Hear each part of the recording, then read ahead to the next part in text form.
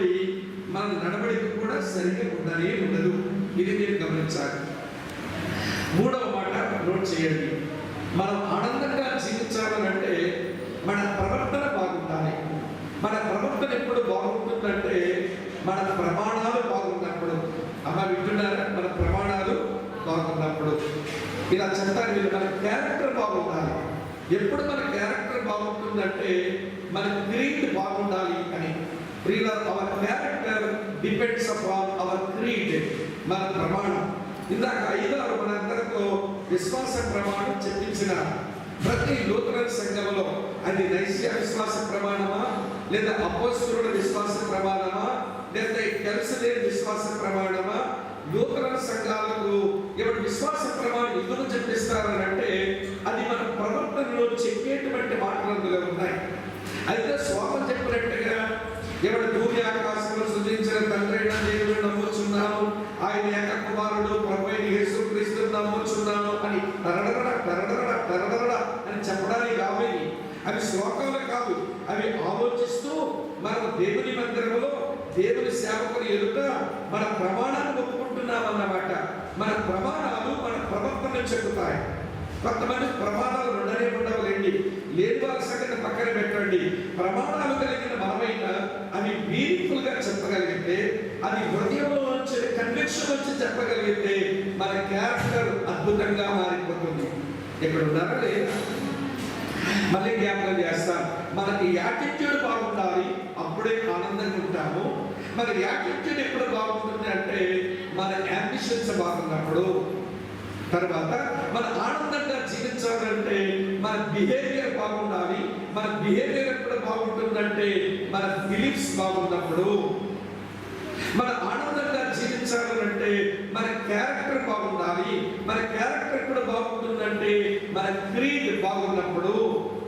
అమ్మ అర్థమవుతున్నా? ఇంకొక మాట చెప్తాను రండి. మన ఆనందంగా జీవించాలంటే మన ముందు సరైన డెస్టినీ ఉండాలి, సరైనటువంటి గమ్యం పెట్టుకుని బ్రతకాలి. మన డెస్టినీ ఎప్పుడు బాగుంటుందంటే మన డాక్టరీన్ బాగున్నప్పుడు, మన బోధ, మన సిద్ధాంతం సరైనదైతే మన సరైన గమ్యాలకి మనం వెళతాం. అమ్మ వింటున్నారా? నేను ఏబిసిడీలు చెప్పాను మీకు. ఇప్పుడు కనపడ్డాయా నా ఏబిసిడీలు?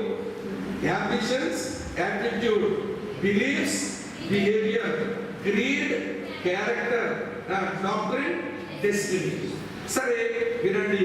మొదటి ఏంటంటే యాంబిషన్స్ బాగుండాలి. చివరి డి ఏంటంటే డెస్టినీగా తీసుకుని వెళుతుంది. ఈ మధ్యలో ఇవన్నీ ఒకదాంతో ఒకటి మీ గొలుసులో లింకులు ఉన్నట్టుగా నేను చెప్పిన ఐడియాస్ అన్ని లింకులో ఉన్నవి. సదా ఇది తమ్ముడు వినండి. ఇప్పుడు ఒక విషయం అడుగుతా, మీరు నాకు చెప్పండి. మొదటి కీర్తనలో చెప్పండి. ఆలోచన లేదా ఆశలు మొదటి లైన్. చివరి చరణం ఏంటో చెప్పండి. మొదటి కీర్తనలో చూసారా? మొదటి నుంచి చెప్పమంటే టరడరా చెప్తారు. సండే స్కూల్ పోతారుగా, మీరు చెప్పగలరు నాకు తెలుసు. అందుకే మొత్తం 5 వచనాలు ఎగరగొట్టి 6 చెప్పంటారు. చెప్పండి ఏంటంటే నీతిమంతుల మార్గము యెహోవాకు తెలియను, దుష్టుల మార్గము నాశనమునకు నడుపును. కనుక వచనం ఏం చెబుతుంది? Hour destiny. మనం నీతిమంతులమైతే మన మార్గాలు దేవునికి తెలుస్తాయి. మన దుస్తులుగా మిగిలిపోతే మనకు అవి నాశనానికే తీసుకురాబడతాయి. ఆలోచనతో మొదలుపెట్టిన మొదటి కీర్తన గమ్యముతోనే ముగించబడింది. మన గమ్యాలు బాగుండాలంటే మనం నమ్మిన సిద్ధాంతం బాగుండాలి. మన సిద్ధాంతం బాగుండడం కొరకు మన క్యారెక్టర్ బాగుపరచుకోవాలి. అందుకొరకు మన ప్రమాణం మీద ఆధారపడాలి. మన మంచి ప్రమాణాలు కలిగి ఉండడానికి మన నడవడిక సరిగా ఉండాలి. మన నడవడిక సరిగా ఉండాలంటే మంచి నమ్మికలు కలిగి ఉండాలి. మంచి నమ్మికలు తెచ్చుకోవాలంటే మన యొక్క వైఖరి బాగుండాలి. మన వైఖరి బాగుండాలంటే మన ఆలోచనలు, ఆశలు బాగుండాలి. నాకు ఉన్నారా? సులువుగా గుర్తుంటాయిగా ఈ మాటలు? మళ్ళీ చెప్తాను వినండి. Ambitions, attitude, beliefs, behaviour, creed, character, doctrine, destiny. అంతే. ఇవన్నీ దేనికి దారితీస్తాయి అంటే ఆనందకరమైన జీవితానికి దారితీస్తాయి. చాలా తమ్ముళ్ళు, నీ లైఫ్ జాయ్ఫుల్ గా అది సాగాలి, అది అలాగనే ముగించబడాలి అంటే ఈ పూటకు నేను చెప్పేది ఒకటే మాట. నీ యాంబిషన్, నీ కోరికలు జాగ్రత్త. కోరికలే గుర్రాల గుర్రాల్లో ఉండకూడదు కోరికలు. అమ్మ వింటున్నారా? నీ కోరికలు ఎలా ఉండాలో ఈ రోజు మనం చదివినటువంటి మాటలు రాసిన ఆ భక్తుల జీవితంలోకి వెళదాం. ఆయన అంటాడు, నేను ఆనందంగా భక్తి చేస్తున్నానరా. వింటున్నారా? నా పేరు పౌలు. వింటున్నారా? నేను ఆనందంగా భక్తి చేస్తున్నాను. నాకింత ఆనందమైన భక్తి కష్టాల్లోనే నాకు వచ్చింది. నేను రోమా చెరసాలలో సంఖ్యలో నేను ఉన్నాను. మెడకు బండం బిగించబడింది, చేతులు సంఖ్యలు వేయబడ్డాయి, ఒక చీకటి గదిలో నేను బంధించబడి ఉన్నాను.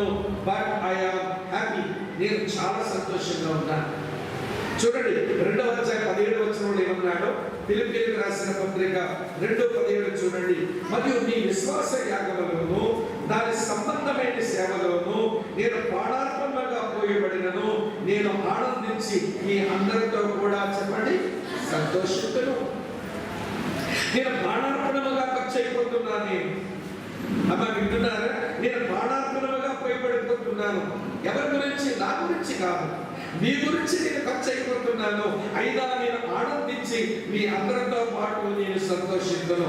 రోమా చెరసాలలో ఉన్నాను, ఒక చీకటి గదిలో, భయంకరమైన తేమ, చీకటి దుమ్ము ఉండే గదిలో, ఎలుకలు నా మీద పరిగెత్తుతూ ఉన్నా, చేతులకు సంఖ్యలు ఉన్నా, మెడకు బండం వేసి బిగించి ఉన్నా, నేను చాలా జాగ్రత్తగా ఉన్నాను.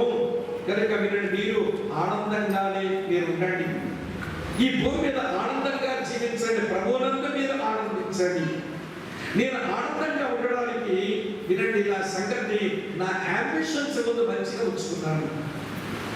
నా ఆశలు, నా ఆలోచనలు చాలా మంచిగా ఉంచుకున్నాను. చల్లగా తమ్ముళ్ళు వినండి, మీకు దేవుడు చాలా మంచి ఐక్యూ ఇచ్చాడు. ఈ దినాల్లో మీరు చాలా తెలివైన వాళ్ళు. మీ దగ్గర మేము ఎందుకో పనికిరావని మాకు తెలుసు. ఎందుకంటే టైం గ్యాప్, ఏమిటి టెక్నాలజీ గ్యాప్ అన్నీ వచ్చేసినాయి మీకు మాకు. బట్ మీరు చాలా తెలివైన వారే.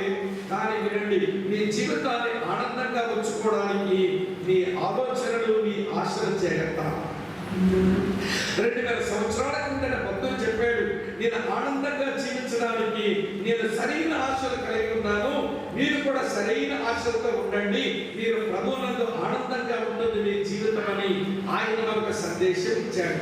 కనుక ఈరోజు నా సందేశం ఏంటో తెలుసా? వినండి, యవ్వనస్తుల కొరకైన వినండి ఆశలు. ఎలాంటి ఆశలతో మనం జీవించాలి? నా కెరియర్ చాలా బాగుండాలి, నాకు మంచి ఉద్యోగం రావాలి, నాకు పెళ్ళైతే మంచి పిల్లగాడు రావాలి, మంచి అమ్మాయి నాకు రావాలి, నాకు మంచి పిల్లలు కొట్టాలి, నేను మంచి ఇల్లు కట్టాలి, తర్వాత మంచి వెహికల్ కొనుక్కోవాలి, నేను చాలా ఆనందం ఉండాలి అని ఆశిస్తారేమో. ఇవన్నీ తుచ్చమైన కోరికలు. అమ్మ వింటున్నారా? ఇవన్నీ లోకస్తులకు ఉంటాయి. అవే మనకు ఉంటే వాళ్ళకే మనకి పెద్ద వ్యత్యాసం ఏంటండి? యేసు ఎరగని వారు, క్రైస్తవులు కాని వారికి వెళ్ళండి, మీ అంబిషన్స్ ఏంటండి అని అడగండి. చదువుకుంటున్నారు కదా, మీ అంబిషన్ ఏంటంటే నా చదువులని బాగా పూర్తి చేయాలని అంటాడు. తర్వాత ఏంటి అన్నారు అనుకోండి, మంచి ఉద్యోగం సంపాదించాలంటాడు. తర్వాత ఏంటని అడగండి, మంచి అమ్మాయిని పెళ్లి చేసుకోవాలనుకుంటాడు. తర్వాత ఏంటని అడగండి, మంచి పిల్లలు కట్టాలని అంటాడు. తర్వాత ఏంటని అడగండి, వాళ్ళకి పెంచి పెళ్లి చేస్తానంటాడు. తర్వాత ఏంటని అడగండి, వాళ్ళకి పెళ్లి చేస్తానంటాడు. తర్వాత ఏంటని అడగండి, తర్వాత సస్తానంటాడు. ఏముంది వాళ్ళకాడు? ఇది చెప్పడానికి ఏముంటుందండి? వాళ్ళ కోరికలు అవే చెప్తారు. వాళ్ళు నా కెరియర్ బాగుండాలి, మంచి లైఫ్ పార్ట్నర్ రావాలి, మంచి పిల్లలు రావాలి, మంచి ఇల్లు కట్టాలి, మంచి వస్తువాలను కలిగి ఉండాలి, ఇదే నా జీవితానికి ఆనందం అనుకుంటాడు. ఎప్పుడంటే యేసుని ఎరగని వాడు, క్రైస్తవుడు కాని వాడు, లోకంలో ఉన్నవాడు. వాడి లాంటి కోరికలు మనకుంటే వాడికి మన పెద్ద తేడా ఏముందండి? తప్పుడు వింటున్నారా? లోకస్తులకు ఉన్న కోరికలే మన కోరికలైతే ఏమంటే వాటికి మనకి పెద్ద వ్యత్యాసం లేదు. పౌలు భక్తుల కోరికలు చూపిస్తానని ఆయన కోరికలన్నీ నేను ధ్యానం చేసినప్పుడు అవి హోలీ విషెస్, అవి పరిశుద్ధమైన ఆశలండి, అవి పరిశుద్ధమైన కోరికలండి. ఇప్పుడు చెప్పానే లోకస్తులకు ఉండే ఆశ ఒక్కటి లేదు ఆయన దగ్గర. మనకి తగలబడే చలాయిలు, మనకున్న ఆనందమంతా పోగొట్టుకొని, ఉద్యోగం పెంచుకొని, మనస్కష్టాలు పెట్టుకొని, మనస్తాపం చెంది మానసిక రోగుల వైపు చచ్చిపోతానంటుంటారు కొంతమంది తమ్ముళ్ళు. చచ్చేం చేస్తావు? తిరిగి మందులు చచ్చిపోతారు. మీకు విషయం చెప్తాను, నాకు చెప్పండి జవాబు. బతకడానికి ధైర్యం కావాలా, చావడానికి ధైర్యం కావాలా? చెప్పండి. చావడానికి ఎందుకు ధైర్యం? కుటుంబం చావచ్చు. రైతు బండి కదా పొరట్టు చచ్చిపోతా వెంటనే, ఎవడు గుడికల మీద చచ్చిపోతా వెంటనే, ఎవడు తాడు వేసుకుని మురి పెట్టుకోతే నీకు చస్తావు వెంటనే, ఎవడు గ్యాస్ బండికో వెంటనే చస్తావు. చావడానికి పెద్ద ధైర్యం అక్కర్లా, బతకడానికే ధైర్యం కావాలి. ఎన్నో ఛాలెంజెస్, ప్రతికూలమైన పరిస్థితులు, వ్యతిరేకతలు, పోరాటాలు, అడ్డంకులు, అవరోధాలు, తెలిసిన వల్ల తెలియని వల్ల జాబ్ ప్లేస్ లో, ఫ్యామిలీలో ఎన్నో స్ట్రగుల్స్ వస్తాయి. వీటన్నిటిని అధిగమించి బతకడానికి మనకి ధైర్యం కావాలి. అందుకే బతకడానికి ధైర్యం అవసరమా, చావడానికి ధైర్యం అవసరం? అంటే చావడానికి ధైర్యం అక్కడ తిరిగి బంధువులందరూ చస్తారు, కానీ బతికేవాడు ధైర్యవంతుడు. చాలా వింటున్నారా? ప్రతికూలాలు, ఆటంకాలు, అవరోధాలు, ఎన్ని ఛాలెంజెస్ మన ముందుకు వచ్చినా వాటిని ఎదురాడి పోరాడి ఇరటి ప్రియులారా నేను జయించాలనుకునేవాడు మంచిగా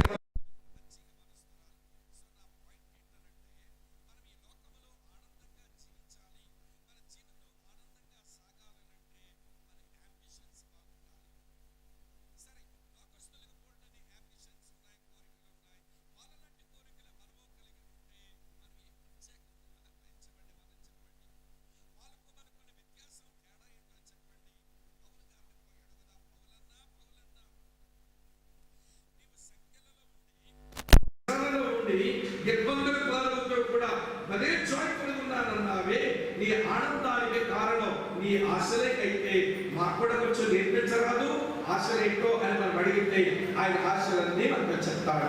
రండి వరుసగా ఆయన ఆశలు నేను మీకు వివరిస్తాను. Number 1, first ambition. ఫిలిప్పీయులకు రాసిన పత్రిక 3వ అధ్యాయం 11వ వచనం చూడండి.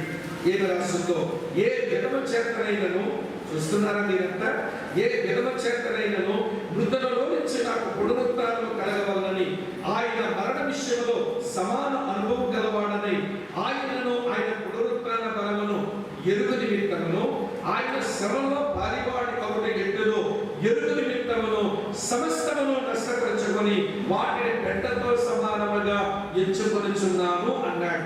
ఈ వచనంలో 2 మాటలు అండర్లైన్ చేయండి. ఆ 2 మాటలు ఏంటంటే, వినండి, ఎరుగు నిమిత్తమును అనే మాట మళ్ళీ తర్వాత లైన్లో ఉంటుంది, ఎరుగు నిమిత్తమును అనే మాట. అంటే పౌలు యొక్క యాంబిషన్ ఏంటో తెలుసా? పౌలు యొక్క పరిశుద్ధమైన ఆశ ఏంటో తెలుసా? ఆనందంగా జీవించడానికి ఆయన కలిగి ఉన్న కోరిక ఏంటో తెలుసా? చలాయి తమ్ముళ్ళు వినండి, ఆయనను నేను ఎరగాలి, ఆయనను నేను ఎరగాలి. ఐ మే నో హిమ్, ఆయనను నేను ఎరగాలి. ఎవరైతే నన్ను సృష్టించినారో, ఎవరైతే నేను పాపం చేసి నేను నరకానికి ప్రయాణం చేస్తూ ఉంటే నన్ను విమోచించడానికి శరీరంతో ఈ లోకములకు వచ్చి శిలువలో ప్రాణం పెట్టి 3వ దిన కూర్చుని తిరిగి లేచి నన్ను ప్రేమిస్తున్నాడో, నా వెనకాల పడుతున్నాడో, నాతో మాట్లాడుతున్నాడో, ఆయనను నేను ఎరగాలి. ఆయనే నో హిమ్, అది నా కోరిక. చాలా తమ్ముడు వినండి, ఒక విషయం చెప్తాను. అపొస్తలుల కార్యం 9వ అధ్యాయం 5వ వచనంలో ఇదే పౌలు ఇలా అరిచాడు. ఏమని అరిచాడు తెలుసా? ప్రభువా నీవు ఎవడివి అన్నాడు కదా. ప్రభువా నీవు ఎవడవు అన్నాడు. అప్పుడు స్వరం వినబడింది, ఏమని? నీవు హింసించుచున్న యేసును అన్నాడు. ఇది పౌలుకు దొరికినటువంటి డైరెక్ట్ రిలేషన్. దేవుని యొద్ద నుంచి, క్రీస్తు యొద్ద నుంచి నేరుగా దొరికిన ప్రత్యక్షత. ఆ ప్రత్యక్షతలో యేసును కొంత ఎరిగాడు. అవునా కదా చెల్లెలు తమ్ముడు? అవునా కదా? నీవు హింసించుతున్న యేసును అని వినబడినప్పుడు యేసును కొంత ఎరిగాడు. కానీ అది చాలే కదా. అందుకే మరొక అనుభవం చెప్పాడు ఆయన. గలతీ పత్రిక 1వ అధ్యాయం ప్రతి రిఫరెన్స్ రాసుకోండి, తర్వాత మీరు ధ్యానం చేయండి. ఎవరైనా తమ్ముళ్ళు చెప్పాలనిపిస్తే మళ్ళీ చెప్పేయండి వచ్చిన. ఏమండి, గలతీ 1:16 చూడండి. ఆయనను అనగా యేసును ఆ తండ్రి నాలో బయలుపరపను అనుగ్రహించినప్పుడు నేను మనుష్య మాత్రంతో నేను సంప్రదించలేదు అన్నాడు. ఆ పరలోకమందున్న తండ్రి తన కుమారుడైన యేసును నాలో బయలుపరచాలని అనుగ్రహించినాడు అన్నాడు. ఇది revolution from God the father. ఇది తండ్రి అయిన దేవుని యొక్క నుంచి తనకు దొరుకుతున్న మరొక ప్రత్యక్షత యేసును గురించి. యేసేమో నేరుగా తన బయలుపరచనిచ్చినాడు, తండ్రి దేవుడు తన కుమారుణ్ణి ఎవడి పౌలులోనే బయలుపరపనలు ధరించినాడు. రెండవ మాట కదా. మూడవ మాట చూడండి, ఈ వచనం చదువుతాను. 17 వచనం గలతీ 1:17. నాకంటే ముందుగా అపొస్తలులైన వారి యొద్దకు యెరూషలేముకు నేను వెళ్ళలేదు గాని వెంటనే అరేబియా దేశమునకు వెళ్ళిందని పిమ్మట దమస్కు పట్టణమునకు తిరిగి వచ్చేదని అన్నాడు.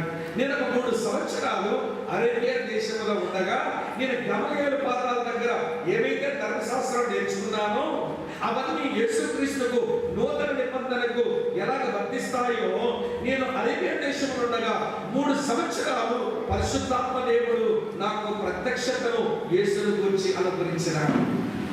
Revolution from God the Father, revolution from God the Son, revolution from God the Holy Spirit. కనుక ఆ ముగ్గురు పరిచర్యలో నాకు యేసుని గురించి చాలా తెలిసింది, యేసుని గురించి చాలా ప్రత్యక్షత పొందినాను. అలాంటి వాడు అంటున్నాడు, నేను ఇంకా యేసుని ఎరగాలనుంది. నా కోరిక ఏంటి? ఇంకా నేను యేసును ఎరగాలనుంది. ఆయన ఎరుగు నిమిత్తం అలా ఆయన అంటుంటే నాకు మరి సింగర్పిస్తుంది. ఎందుకో తెలుసా? ఈ రోజు నాకు తెలిసిందేమో ఆవగించంత, మరి చెప్పుకునే కబుర్లేమో కొబ్బరి బొండామంతా. యేసు గురించి మనకు తెలిసిందంట ఆవగించంత, మనం చెప్పుకున్నదంటో తెలుసా కొబ్బరి బొండామని కబుర్లు వేస్తాం. మాకు ఎందుకు తెలియదంటే సండే స్కూల్లో నేర్చుకున్నాంగా, మాకు ఎందుకు తెలియదు యూత్ మీటింగ్ లో నేర్చుకున్నాముగా, మాకు ఎందుకు తెలియదు చర్చ్ సర్వీస్ లో దేవుడి సేవలో చెప్పినప్పుడు నేర్చుకున్నాముగా అంటాం. ఒక విషయం చెప్పిన తమ్ముడు చెల్లాయిలు, ఎవడు నేర్చుకున్నట్టు ఆ అనుభవానికి కామాయే ఉండాలి కానీ దీనికి పురుషుగా ఉండకూడదు. దేవుడిని ఎరగడానికి, దేవుని కుమారుడైన యేసుని ఎరగడానికి కామాలే ఉండాలి తప్ప పురుషుగా పెట్టే వరకు నువ్వు ఆ రోజే పత్రమైపోయినావని లెక్క. ఏ రోజైతే ఎరుగుటకు పురుషుగా పెట్టుకున్నావో ఆ రోజే నీకు ఏది ఎరగలేదని లెక్క. వింటున్నారా లేదా?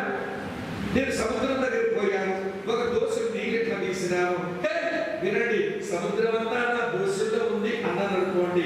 కొన్ని పిచ్చిమొక్క కూడా సముద్రం అంతా నీ దోషులు ఎక్కడ ఉందిరా, దోషులు నీళ్ళు తీసుకొని సముద్రం అంతా నా చేతులు ఉందా అంటావే పిచ్చోడా అని మీరు అన్నారు.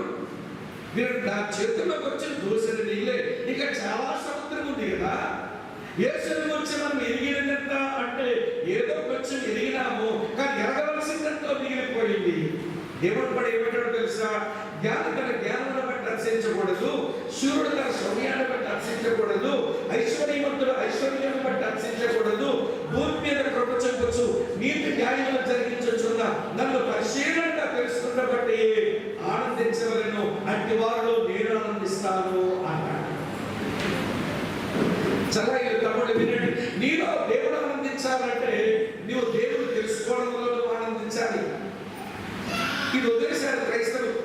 మాకు చాలా తెలిసిపోయింది యేసుని గురించి. ఏం తెలిసింది? వాళ్ళకాడు తెలిసిందేమో ఆలగించంత, మనం చెప్పుకునే కబుర్లేమో కబుర్లు పడ్డామంతా కబుర్లు వేసుకుంటాం. మీకు మంచి మాట చెప్తాను వినండి. పౌలు లాంటి వాడే వినండి, దమస్కు మార్గంలో యేసుని ఎరగడానికి నేరుగా దొరికిన ప్రత్యక్షత పొందాడు. తండ్రి దేవుడు ఆయన కుమారుడైన యేసును ఆయన హృదయంలో ప్రత్యక్షపరిచినాడు.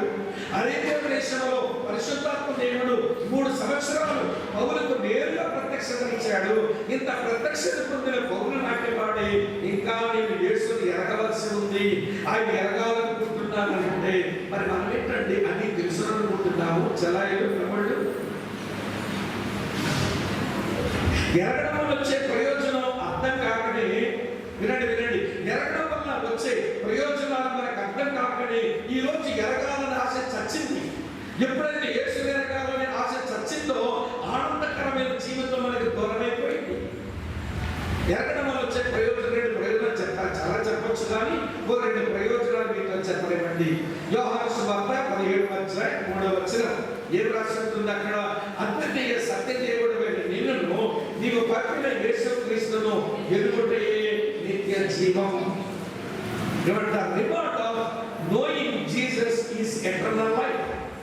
యేసుని ఎరగడానికి వచ్చే బహుమానం ఏంటో తెలుసా? చల్లాయిలు లాభం ఏంటో తెలుసా? నిత్య జీవం. అద్వితీయ సత్యదేవుడు నిన్ను నీవు పంపిన యేసుక్రీస్తును ఎరుగుటే నిత్య జీవం. ఎంత మంచి మాట అన్నది. నరకము నుంచి తప్పించబడి నిత్య జీవానికి వారసులమై యుగ యుగాలు యేసుతో పరలోకమందు జీవించాలంటే ఆ ఎరిగే ప్రయత్నంలోనే ఉండాలి. ఆయన ఎరుగుతున్న కొలది ఆనందం, ఆయన ఎరుగుతున్న కొలది ఆనందం. వింటున్నారా మీరు? మరో మాట చూపిస్తాను మీకు. దానియేలు గ్రంథం 11వ అధ్యాయం 32వ వచనంలో చివరి భాగంలో ఇలా ఉంటుంది. దానియేలు గ్రంథం 11వ అధ్యాయం 32వ వచనంలో అక్కడ దానియేలు ఏమని రాస్తాడనంటే, తమ దేవుని ఎరుగువారు బలము కలిగి గొప్ప కార్యాలు చేస్తారు. తమ దేవుని ఎరుగువారు బలము కలిగి గొప్ప కార్యాలు చేస్తారు. వినండి, మీరు ఎరగడం వలన మన దేవుని కొరకు గొప్ప కార్యాలు చేసే వాళ్ళం అవుతాం. నేను మిమ్మల్ని సవాల్ చేయడానికి ఒక మాట చెప్తాను మీకు. ప్రకాశం జిల్లాలో వినండి, కర్నూలు ప్రకాశం జిల్లా బోర్డర్ గిద్దలూరు ప్రాంతంలో ఒక చిన్న కుగ్రామం అండి. అసలు ఆ గ్రామం అసలు అంతర్రాష్ట్రంలో ఉందా అన్నట్టుగా కూడా ఎవడ పట్టింపుకోదలుచుకోదు ఆ భయంకరమైన గ్రామం. కటిక పేదరికం అండి. వర్షాధారం మీద ఆధారపడే వాళ్ళు. వింటున్నారా మీరు? వర్షాధారం మీద ఆధారపడే ప్రజలు వర్షాలు పడితే వాళ్ళకున్న భూముల్లో నారింజలు పండించుకుంటారు. అది ఎక్స్పోర్ట్ చేసుకుని బతికే వాళ్ళట. 3-4 సంవత్సరాల నుంచి వర్షాలు లేవు. పేదరికం. ఆ పేదరికం వలన మగవాళ్ళంతా కూడా చీక పేకాట, కళ్ళు తాగడానికి, సారాలు తాగడానికి, మత్తు మందులు ఎక్కించుకోవడానికి మరిగారు. ఆడవాళ్ళు ఏం చేస్తారో తెలుసా? ఆ విలేజ్ నుంచి హైవే రోడ్డు వరకు బాగా తయారీ వచ్చి ఆ రోడ్డు మీద పోయేటువంటి లారీలు ఎక్కి వాళ్ళ రాత్రులంతా ఎక్కడెక్కడో జీవించి మన తెల్లవారుసరికి మళ్ళీ ఊర్లోకి వచ్చేస్తారు. వింటున్నారా మీరు? అలాంటి గ్రామానికి చెందిన జస్ట్ ఎవడి ఇంటర్మీడియట్ అయిన తర్వాత ఎవడి గ్రాడ్యుయేషన్ లో అడుగుపెట్టే వయసు ఉన్న ఒక కుర్రవాడు, నేను ఎక్కడో ప్రకాశం జిల్లా చీరాల్లో ఉంటే నేను ఏ మీటింగ్ వెళ్తే ఎక్కడ వచ్చేవాడంట పిల్లగాడు. ఏ ఊరు వెళ్ళినా చీరాలు పోతానా అక్కడికి వస్తాడు. అమ్మ వింటున్నారా? ఉప్పుగుండూరు పోతానా అక్కడికి వస్తాడు. బాపట్లకు పోతానా అక్కడికి వస్తాడు. వెనకాల పడి వాడు అడిగింది ఏంటో తెలుసా? అన్నయ్య, మా ఊరు రాదు, మా వాళ్ళకి వాక్యం చెప్పరా, వాళ్ళకి చెప్పేవారు ఎవరు లేరు, మా గ్రామ పరిస్థితి బాగోలేదని ఊరికి వెనకాల పడేవాడు. నాకు తెలిసి 1 సంవత్సరం 6 నెలలు నేను ఆ ప్రాంతంలో ఎక్కడికి వస్తే ఆ పిల్లగాడు ఉండేవాడు. ఈ ఏంట్ర బాబులను వదిలిపెట్టడం లేదు. సరే తమ్ముడా, మరి ఎవరైనా పాస్టరో లేక ఊరి పెద్దలో పిలిస్తే బాగుంటుంది, నువ్వేమో డిగ్రీ చదివిన వయసు పిల్లగాడిని నువ్వేం చేస్తావంటే, అన్న ఏది చేయమంటే చేస్తానన్నా, మీరు రావాల్సిందే, వాటిని చెప్పాల్సిందే. వాడి పట్టుదల చూసి సరే మేమే వస్తామని అన్ని సిద్ధపరచుకున్న గ్రామానికి వెళ్ళాము. పిల్లారా, ఆ గ్రామానికి వెళ్ళాం. వాడేం చేయలేకపోయాడు పిల్లాడు. మేమే టెంట్లు బుక్ చేసుకున్నాము, మేమే ఆర్కెస్ట్రా తమ్ముడు తీసుకుని వెళ్ళాం, మంచి సింగర్స్ తీసుకుని వెళ్ళాం. ఆ గ్రామ పరిస్థితి చూస్తే వినండి, ఒక పిల్లగాడు బకెట్ నీళ్ళు ఇచ్చి ఇవే రేపటి వరకు వాడుకోవాలి. దేనికైనా ఇవే, ఇంకేమి నీళ్ళు ఉండవు. త్రాగడానికి ఇవే, స్నానం చేయడానికి ఇవే, వేరు కార్యక్రమానికి ఇదే నీళ్ళు సరిపెట్టుకోవాలి. నీకు ఎవరేమన్నా ఉంటే మాకు నీకు కొరత అంటాడు. సరే అర్థం చేసుకుని మీటింగ్ పెడితే వినండి, ఉదయకాలం మీటింగ్ అందరూ కలిస్తే ఒక 20 మంది కూడా రాలా. రాత్రి 7 వచ్చి ఎక్కువ మంది వచ్చారు. వినండి, ఎక్కువ మంది వచ్చిన తర్వాత ఏమో మళ్ళీ ఆహ్వానించాం. ఉదయం పూడికి మరి కొంచెం మంది పెరిగారు. 2వ రోజు రాత్రికి గ్రామంలో ఉన్న అన్ని ఇల్లు తలుపులేసుకుని మొత్తం అంతా వచ్చి కూర్చున్నారు.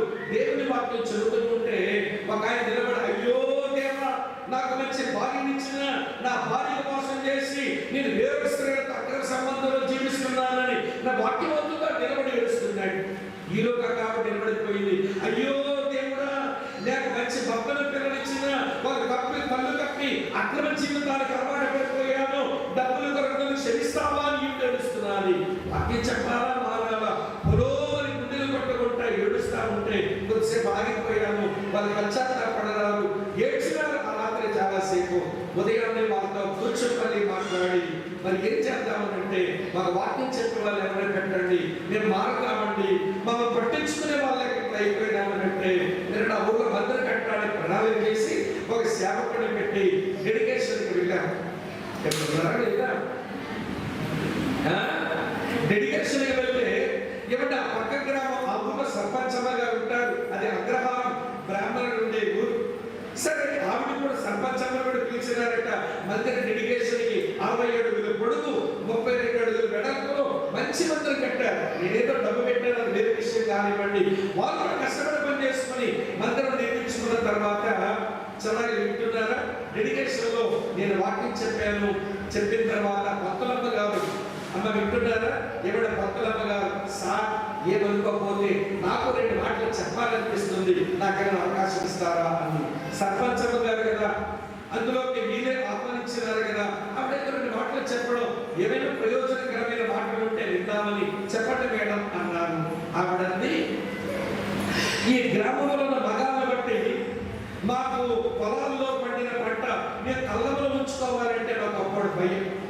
మా పశువుల శాలలో మీ కట్టిన పశువుల దగ్గర కాపలా లేకపోతే మాకు భయం మా గ్రామంలో. ఎందుకంటే పశువులు వేసి ఎవరు అమ్మేస్తారు, పంటనేమో తీసుకెళ్ళి అమ్ముకుని బతుకుతారు. ఈ మగవాళ్ళు వ్యసనపరుడు.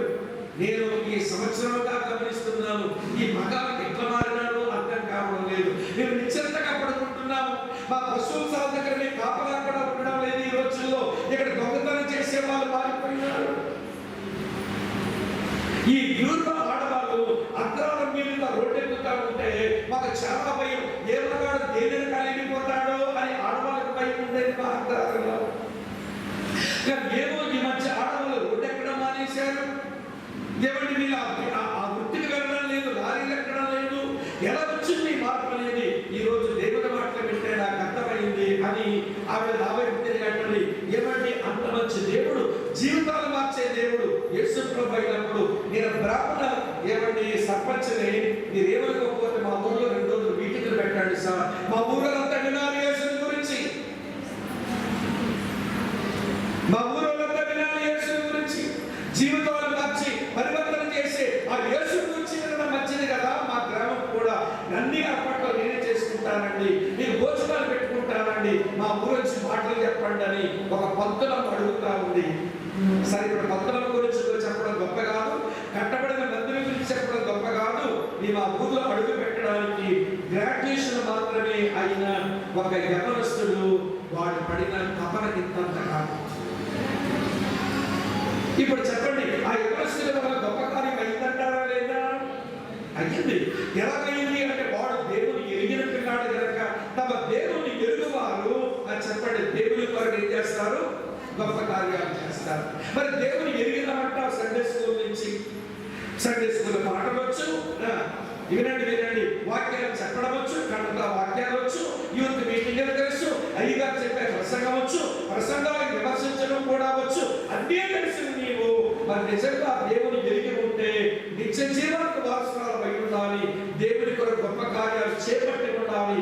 ఈ రోజు వరకు దేవుని కొరకు, సంఘం కొరకు, సేవకుల కొరకు, సంఘ పరిచర్యలో నువ్వు చేసిన గొప్ప కార్యం ఏంటో ఒకటి చూద్దాం.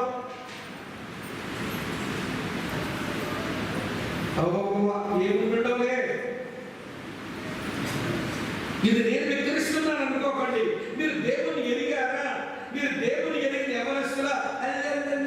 మీరేమేమి ఎరిగారు? ఎరిగితే మీరు నిత్య జీవానికి వారసులై ఉండేవాళ్ళు, మీరు ఎరుగుంటే దేవుని కొరకు గొప్ప కార్యాలు చేసి ఉండేవాళ్ళు. ఈ రోజు వరకు మీ వల్ల జరిగింది లేదు, ఒరిగింది లేదు. మీరు దేవుని ఎరిగినారని సాతానుడు ఇక్కడ ఎక్కడో ఉంది నేను విక్రిస్తున్నట్టుగా మనం విక్రిస్తున్నాడు. నేను విక్రించడాలా? వాడు విక్రిస్తాడని చెప్తున్నాను నేను. ఈ రోజు యేసుని ఎరిగింది లేదు, మరి అన్నీ తెలుసు అన్నట్టుగా ఏ రంగం చేస్తున్నాను. ఇవి చలాయిలు తప్పుడు వినండి జాగ్రత్తగా. తమ దేవుని ఎరుగువారు బలము కలిగి గొప్ప కార్యాలు చేస్తారు. తమ దేవుని ఎరగడం వల్ల నిత్య జీవానికి వారు వారసులవుతారు. దేవుని ఎరగడానికి కామాలే పెట్టాలి తప్ప దీనికి పురుషాలు పెట్టుకోకూడదు. పౌలు లాంటి వాడే వినండి, నేను ఆయన ఎరుగు నిమిత్తం నేను ఆశ కలిగి ఉన్నాను, నాకు ఆశ ఉంది అంటున్నాడు. ఇప్పుడు చెప్పండి తమ్ముళ్ళు, చెప్పండి చలాయిలు, ఈ ఆశ లేకుండా నా చదువులు అయిపోవాలి, మంచి ఉద్యోగం వచ్చేయాలి. ఇక్కడ భారతదేశంలో ఉద్యోగం లేకపోతే పాస్పోర్ట్ చేసుకొని వీసా తెప్పించుకొని ఏ దుబాయ్నో, ఏ కువైట్నో, ఏ ఇజ్రాయెల్ వెళ్ళిపోవాలి, కట్ల గడిచేయాలి, నా ఊళ్ళో ఇల్లు కట్టేయాలి, నేను బాగుపడిపోవాలి, పెళ్లి చేసుకోవాలి, పిల్లలు కనేయాలి, మరి పెంచుకోవాలి. లోకస్తుడు ఏం ఆలోచనలు కలిగి ఉన్నాడో మనము అవే ఆశలు కలిగి ఉంటే ఏముందండి ప్రత్యేకత?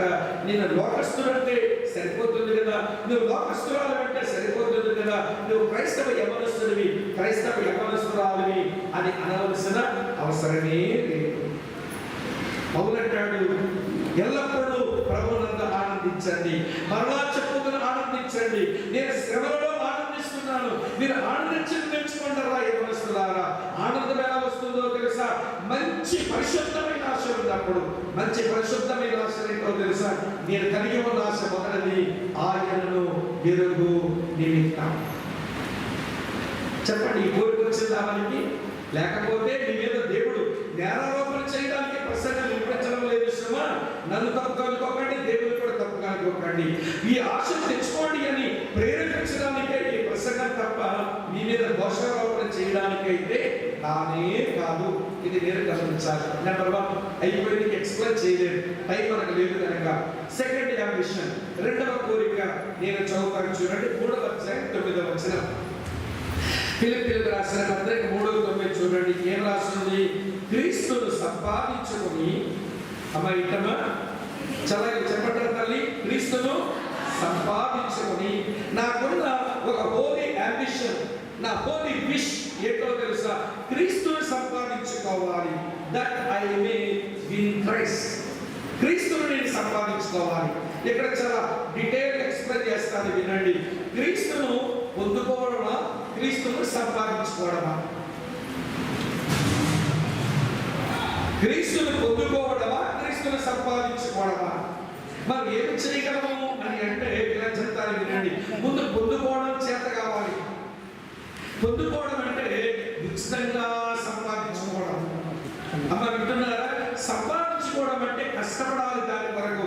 పొందుకోవడం ఉచితం, సంపాదించుకోవడానికి మనం ఎఫర్ట్స్ పెట్టాలి. ఇది మీకు బాగా ఎక్స్ప్లెయిన్ చేస్తా. యేసుక్రీస్తు ప్రభు ఆయన వరముగా మనకు అనుగ్రహించబడ్డాడు. దానికి మనం ఏమి వెలచరించలే, ఉచితంగా ఆయన పొందుకోవడమే. సమర స్త్రీలో యేసు ప్రభు ఏమన్నాడు జ్ఞాపకం చేసుకోవడం ప్రమాణం. యోహాను సువార్త 4:10 సమర స్త్రీతో ప్రభు అంటాడు, అమ్మా దేవుని వరమును నీకు దాహం కింద నీళ్ళు అడుగుతున్న వాడు ఎవడో ఆయన ఎరిగి ఉంటే ఆయనే నువ్వు నీళ్ళు అడుగుతావు, ఆయన నీకు జీవజలములు ఇచ్చును అన్నాడు. నేను దేవుని వరం. వరం అంటే ఉచితంగా వచ్చేది. క్రైస్తవ పరిభాషలో, లేఖన భాషలో వరం అంటే ఉచితంగా వచ్చేది. హైందవ భాషలో అట్లా రాదు.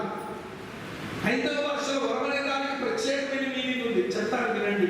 హైందవ భాషలో వరం అంటే ఎట్లుంటుందో తెలుసునా? భార్య పిల్లలను వదిలేసి, ఉన్నమూలు వదిలేసి, అరణ్యాలు బట్టి, ఒంటికాల మీద నిలబడి, ఆహారం మానేసుకుని, ఉపవాసం ఉండి, తపస్సు చేస్తే దేవుడు ప్రత్యక్షం అంటాడట, బిడ్డ ఏ వరం కావాలో కోరుకో అని. ఇప్పుడు ఏదో అడిగినాడు ఈ భక్తుడు, దేవుడు ఇచ్చాడో తదాస్తు అంటాడట. అది వరము అనేది అక్కడ ఉన్న అర్థం. కానీ నాకు వరం అనిపించడంలా. అది ఎందుకు వరం అనిపించడం లేదంటే ఇలా చెప్తాను వినండి. నేను ఒక 30 రోజులు వచ్చి మీ ఇంట్లో పనిచేశానండి, మీరు నాకు 3,000 రూపాయలు ఇచ్చారు. మీరు నాకు దానంగా ఇచ్చారా, మీరు నాకు జీతం ఇచ్చారా? మాట్లాడలేదు, అది జీతం. ఆ 3,000 ఇచ్చిన దానికి నువ్వెంత మంచిదాన్ని అమ్మగారు, 3,000 ఇచ్చినావమ్మ, 3,000 ఇచ్చావమ్మ అని నేను పోడాల్సిన పని కూడా నాకు లేదు. ఎందుకంటే 30 రోజులు కష్టపడ్డాను, దానికి నువ్వు జీతం ఇచ్చావు. దీని మీద పొగిడే పని నాకు లేదు, నేను గొప్ప చేసే పని లేదు. కానీ కోరకని బాబు నువ్వు వెళ్ళి పేదరికంలో ఉన్నావు, ఈ 3,000 ఇచ్చుకో నాయన అని మీరు ఇచ్చారనుకోండి, అది తీసుకుని ఏమంటాను, ఆ అమ్మగారు ఇక్కడ మంచిదో, ఆమె దానం చేసేప్పుడు ఆవిడ ఎంతో కృప కలిగిన ఆవిడ, ఎంతో కనికరం కలిగిన ఆవిడ అని పదింటి నేను చెప్తాను. ఎందుకంటే ఆమె ఏమిచ్చింది? 3,000 ఉచితంగా ఇచ్చింది. ఉచితంగా వచ్చింది వరం, అది బైబిల్ భాషలో. కానీ ఇప్పుడు నేను చెప్పేది చూడండి. ఇల్లు పిల్లలు వదిలేశాడు, భార్య బిడ్డను వదిలేశాడు, ఉన్న ఊరు వదిలేశాడు, అరణ్యాలు పెట్టాడు, ఒంటరిగా ఉన్నాడు, ఒంటికాల మీద నిలబడ్డాడు, తపస్సు చేశాడు, గడ్డాలు పెంచుకున్నాడు. దేవుడు కనబడ్డ బిడ్డ ఏ వరం కావాలని, ఒక దేవుడు అది ఇవ్వాల్సిన వరం కాదు, చేద్దాం. ఇప్పుడు ఇవ్వాల్సిన వరం కాదు, నువ్వు చేతికిచ్చుకోవాలన్నాడు. నీ కొరకు నేను ఇల్లు పిల్లలు వదిలేసి, భార్య బిడ్డను వదిలేసి, ఉన్న ఊరు వదులుకొని, అరణ్యాలు బట్టి, ఒంటికాల మీద నిలబడి ఇంత చేస్తే ఇచ్చేది వరం. ఇప్పుడు నువ్వు నా జీతం ఇచ్చుకోవాలి, ఇచ్చుకో అనాలి భక్తులు. అది అక్కడ ఉన్నటువంటి తాత్పర్యం. కానీ క్రైస్తవ తాత్పర్యం ఏంటో తెలుసా? వరం అంటే ఉచితంగా అనుగ్రహించబడేది. యేసు దేవుని వరం, ఉచితంగా అనుగ్రహించబడేవాడు. మీకు సంగతి చెప్పనా? యేసు అనే వరంలో 2 చాలా వింటున్నారా? యేసు అనే వరంలో 2 వరాలు ఉన్నాయి, జ్ఞాపకం చేస్తా.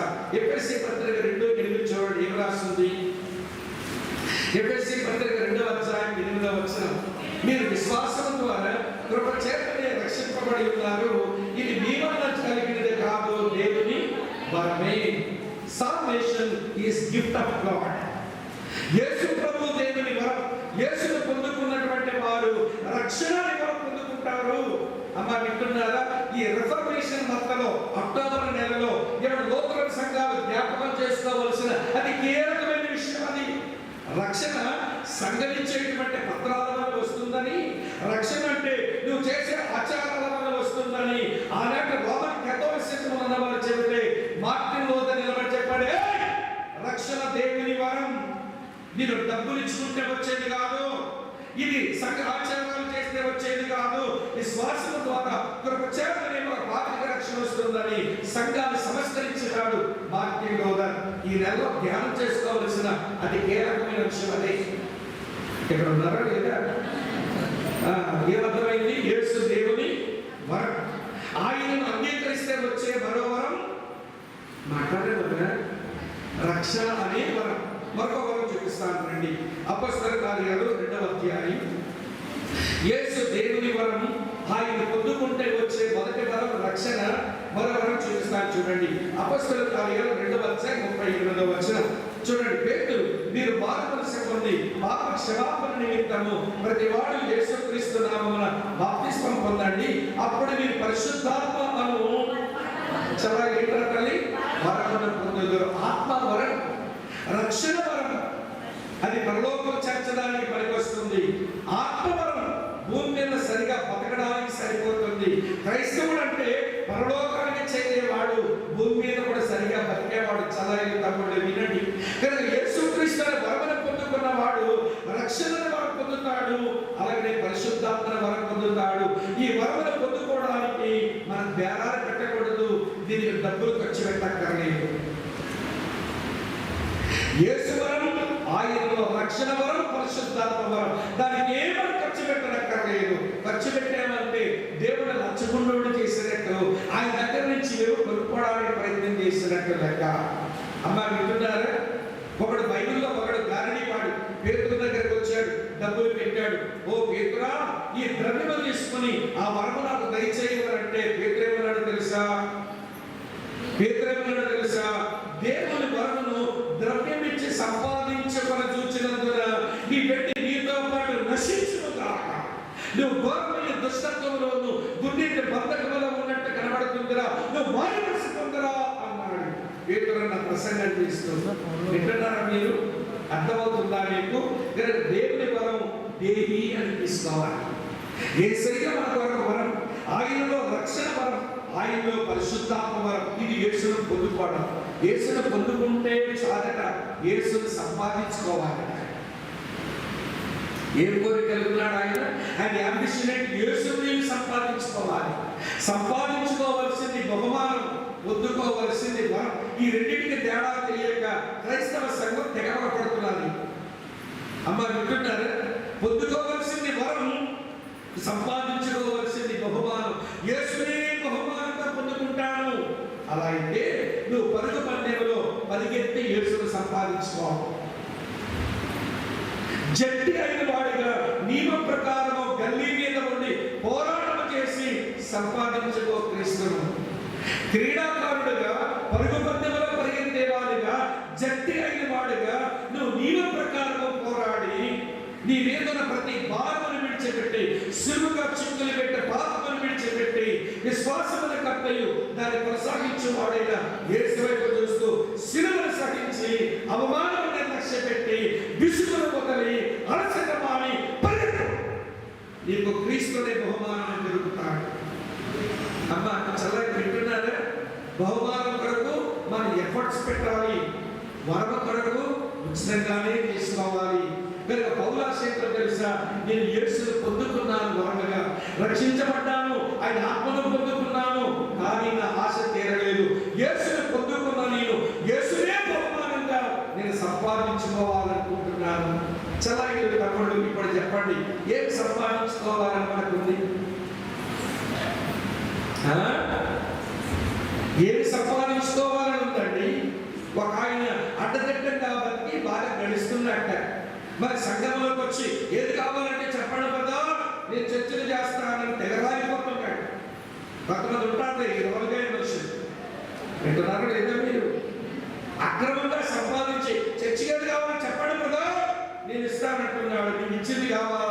నీ యొక్క అన్యాయపరిచిన జీవనగల దేవుని పనికి నీ యొక్క అక్రమ సంపాదన అవసరం వచ్చిందా దేవునికి?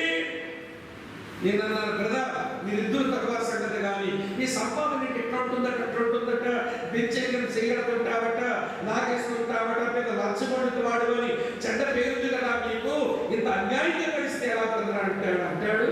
బ్రదర్ ఇప్పుడే భద్రాలు వెనకేసుకోవాలి బ్రదర్. ఈటమ్మా దొరికినప్పుడే భద్రాలు వెనకేసుకోవాలట. నేను అన్నాను, వెనకేయుడు బ్రదర్ సచ్చాక మీ పెట్టుబడి సుఖం వచ్చింది. దేవుని సేవకు అడుగుతుంటే భయం లేకుండా అక్రమంగా జీవిస్తున్నావు అంటే ఇప్పుడే చాలా భద్రాలు అని చెప్పడానికి నీకు ఒళ్ళు వనకలేదా? చాలు నీ పెట్టి వెలిసుకుంటావు. నీ 10 రూపాయలు 10 రోజులు వెనకేసుకుంటావు.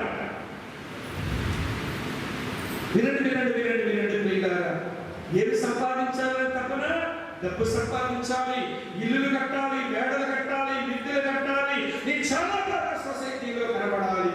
ఇవి సంపాదించుకుంటే ఇవన్నీ వదిలిపోతావు. కరోనా వచ్చి చాలా మంది వదిలేసిపోయారు. మా శ్రీకాకుళంలో వింటున్నారా లేదా? ఆకలి అవుతుందా వదిలిపెట్టమంటారా? అబద్ధాలు చెప్పండి. ఆకలి అవుతుందా? ఆకలైనా పర్వాలేదు వినండి అంటే చెప్తాను, కానీ అది ఆకలి అయితే బుర్రలో ఉంటాడు, అది అబద్ధం అవుతుంది. మరి నాకు అస్సలు పెట్టండి. సరే వినండి చాలా జాగ్రత్తగా. మా శ్రీకాకుళంలో ఎంట్రన్స్ లో ఇప్పుడు అంబేద్కర్ యూనివర్సిటీ ముందు పెద్ద పవర్ ప్లాంట్ ఉంటుంది. అది ఒక వ్యక్తిది, ఆయన పేరు వరం గారు. ఆయనకి వరం రెసిడెన్షియల్ స్టార్ హోటల్ ఉంది. ఆయనేమో వరం హీరో హోండా షోరూమ్ ఆయనదే, బంగారు దుకాణాలు చాలా ఆయనవే. ఆయన కరోనా వస్తే వాళ్ళ పిల్లలు 14 లక్షలు ఖర్చు పెట్టినారంటండి. నాకు మొన్న జర్నలిస్ట్ చెప్తున్నాడు నాతో, అన్నయ్య మీకు తెలుసా వరం గారి కరోనా వచ్చినప్పుడు వైజాగ్ వరకు అవ్వాలనుకుంటే, హైదరాబాద్ తీసుకెళ్లాలనుకుంటే వీళ్ళు ఏరోప్లేన్ కూడా హెలికాప్టర్ కూడా బుక్ చేసినారు అన్నయ్య వరం గారిని తీసుకెళ్ళడానికి. హెలికాప్టర్ వచ్చేలా తెచ్చుకోండి. హెలికాప్టర్ 2 లక్షలైనా పెట్టగలరు వాళ్ళు. ఓ పెద్ద పవర్ ప్లాంట్ ఉంది, దాదాపు 2000 మంది ఉద్యోగస్తులు వారి కింద పనిచేస్తారు. వరం రెసిడెన్సీ ఆయనదే. ఏమంటే బంగారు దుకాణాల వాళ్ళవే శ్రీకాకుళం సిటీలో. ఏమంటే ఎన్నో ఆయన కొన్న భూములు లెక్క పెట్టలేని ఎక్కడున్నాయి ఆయనకి తెలియబట్టాలి. భూములు కలిగిన వాడు ఏం గడిచుకొని వెళ్ళిపోయాడండి కరోనా వస్తే. ఇలాంటి చూసినప్పుడైనా వాళ్ళకి కొంచెం కళ్ళు తేలాలి కదా, కళ్ళు పేలాలి కదా, కట్టుకున్న పొరలు రావాలి కదా అనుకుంటారు. కానీ ఇంకా చదైన తమ్ముళ్ళు ఏదో సంపాదిద్దామనుకుంటున్నారు. రండి యేసును పొందుకున్న మనం వరముగా యేసును బహుమానముగా సంపాదించుకుందాం. దేవుని స్తోత్రం చెబుదామా? అర్థమవుతున్నారు మీకు విషయం? ఏది సంపాదించుకోవాలని ఆశ? యేసును సంపాదించుకోవాలని ఆశ. యేసును ఎరగాలని ఆశ, యేసును సంపాదించుకోవాలని ఆశ. ఇవి పరిశుద్ధమైన ఆశలండి. ఇవి లోకస్తులు ఉండవు, మనకే ఉంటాయి తమ్ముడు చొరాయిలు. ఈ ఆశను మీరు కలిగి ఉండండి. మీ జీవితం ఆనందంగా ఉండకపోతే అడగండి. ఆనందకరమైన జీవితానికి వింటున్నారా? ఆయువు పట్లు పౌలు కలిగి ఉన్నాడు. అవే మీకు వివరిస్తున్నా. ఇంకెక్కువ చెప్పలేదు, అయిపోయిన 2వ సంగతి. 3వ సంగతి చెప్తానండి. మొదటి సంగతి ఐ మే నో హిమ్, 2వ సంగతి ఐ మే విన్ హిమ్. యేసుని ఎరగాలన్న ఆశ, యేసుని సంపాదించుకోవాలని ఆశ. 3వ మాట చెప్తానండి. ఫిలిప్పీయులకు రాసిన పత్రికలోని 1వ అధ్యాయం 19వ వచనం చూస్తారా? ఫిలిప్పీ పత్రిక 1వ అధ్యాయం 19వ వచనం చూడండి. నేనే చదువుతున్నాను, వినండి. మరియు నేను ఏ విషయంలోనూ సిగ్గుపడక ఎప్పటి వలన ఇప్పుడు పూర్ణ ధైర్యంతో బోధించడం వలన నా బ్రతుకు మూలముగా సరే, చావు మూలముగా సరే, క్రీస్తు నా శరీరమందు గణపరచబడునని నేను దిగులు అపేక్షించుచున్నాను అన్నాడు. నా యొక్క డీప్ డిజైర్, నా లోతైన ఆశ, నా అపేక్ష ఏంటో తెలుసా? నా బ్రతుకు మూలకైనా సరే, నా చావు మూలకైనా సరే క్రీస్తు మ్యాగ్నిఫై అవ్వాలి, క్రీస్తు పెద్దగా కనబడాలి. ఇక్కడ గణపరచబడాలి అనే మాట దగ్గర సరైన గ్రీకు మాటకు అర్థం ఏంటో తెలుసా? నేను ఒక భూతద్దం అయిపోవాలి. ఏమైపోవాలంటమ్మా? ఈ మనుషులకు యేసుకు మధ్య నేను ఒక భూతద్దమలాగా ఉంది.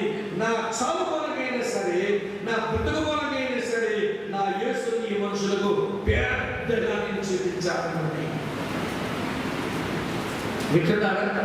యేసును గణపరచాలని నా ఆశ. ఆయనకున్న ఆశ ఏంటో తెలుసా? వినండి, ఐ మే మ్యాగ్నిఫై జీసస్. యేసును గణపరచాలని నా ఆశ. చెల్లి తమ్ముడు వినండి, నా బ్రతుకులోకైనా సరే అంటే వినండి, నేను బ్రతుకుతున్న ఈ రోజుల్లో దేవుడు నన్ను విమోచించి నన్ను గణపరచ